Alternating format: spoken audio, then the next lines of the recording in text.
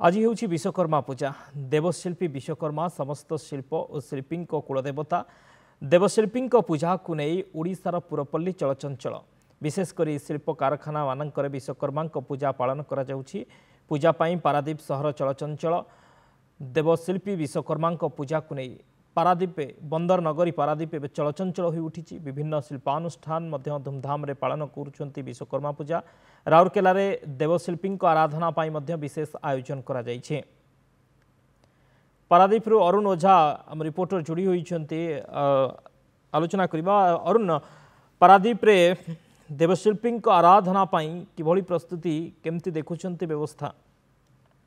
देखो शक्ति जदि कहबा कोरोना पर गत वर्ष जो भली भाव में विश्वकर्मा पूजा आयोजन करा जायतिला किछि मेढ़ हेतिला जोथि पई एते जाकजकम हेइ नथिला, किंतु चलित वर्ष जदि कहबा पाखापाखि 30 रु ऊर्ध्व मेढ़ पारादीप रे तयारी हेछि एवं एई मेढ़ एवं मूर्ति एवं जो भीतर जो साजसज्जा को नेइकिरी पारादीप रे एक कंपटीशन होता है, जहाँ को लेकर जो आयोजक कमिटी माने रहिछन्ती सेमानक मध्य एक प्रतियोगिता थाए। जो प्रतियोगिता को लेकर एठी मेढ़ एक कालन गोटे स्थान रे पाखापाखि 25 रु 30 टी मेढ़ देखा लोक आग्रह होता है। से लक्षाधिक भक्तों समागम होता है। आज सकाळु जदि कहबा जो कलश बुड़ा कार्यक्रम आरंभ होइछि, आज राति पर्यंत पूजा कार्यक्रम आरंभ चलिबो एवं आसंता काली ठारू जो जो भक्त माने आसीबे दर्शन करिया पई देवशिल्पी विश्वकर्मा को दर्शन करिवे। एठी विभिन्न सांस्कृतिक कार्यक्रम हबो एवं जो दुकान बाजार पड़िछि विभिन्न शह शह दुकान पड़िछि जोथरे विभिन्न घरकरणा सामग्री मध्ये लोक माने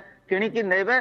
सेति पई वर्तमान चलचंचल हेछि। प्रशासन पक्षरु मध्ये व्यापक सुरक्षा व्यवस्था कड़ाकड़ी करा जाइछि एवं आमे वर्तमान जदि रहिछु ओम्फा जो सामुद्रिक ओडिशा सामुद्रिक मत्स्य उत्पादक संघर जो तोरण रहिछि बा मेढ़ रहिछि सेठी रहिछु। आमे सीधा सड़क तांको सहित कथा हबा।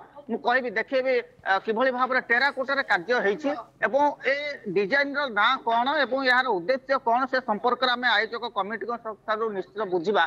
तो मो कैमरा सहयोग कहबी देखेबे केउ भली भाबरे टेराकोटा रे काम हेछि। बाउंस पातिया एवं टेराकोटार सुंदर सुंदर मूर्ति मान थुआ हेछि एवं सुउच्च तोरण मध्यम करा जाइछि। एवं आमे जदि कहबा ए जो टेराकोटा कार्य हेछि यार कोन प्रकृत ना कोन यार थीम टा कोन, ए थीम रो उद्देश्य कोन? देखो आजिकल समस्ते परंपरा और ऐतिह्य को भूलिया बसले। आपण आम जो ओम्फार जो मेढ़टी होती से मेढ़ देखुवे संपूर्ण पोड़ा माटी और बाउंस चाचिरा काम होती।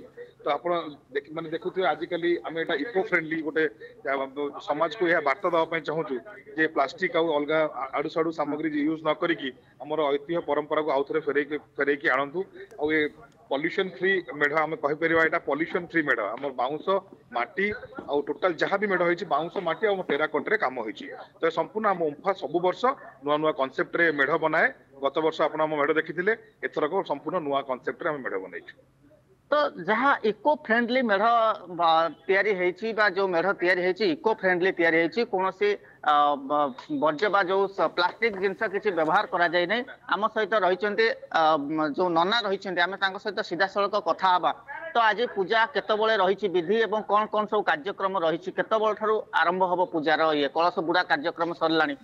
शुभ समय अनुसार 6:50 रु 9:52 8:52 पर्यंत शुभ जो थिला से भितर विश्वकर्मा पूजा अनुष्ठान शुभारंभ कलश अधिवास ही सारी।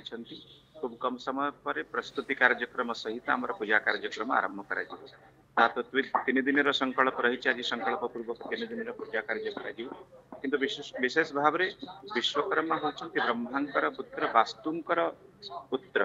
ब्रह्मांकर पुत्र होचंती वास्तु, वास्तुंकर पुत्र होचंती विश्वकर्मा, जे वास्तुदेव भली कला कौशल निपुण थिले एवं जे सृष्टिर प्रारंभ रे भगवान विष्णुंकर इच्छा रे ए सृष्टि को सहयोग करथिले सृष्टि सुंदर भाव में सजेवा पाई।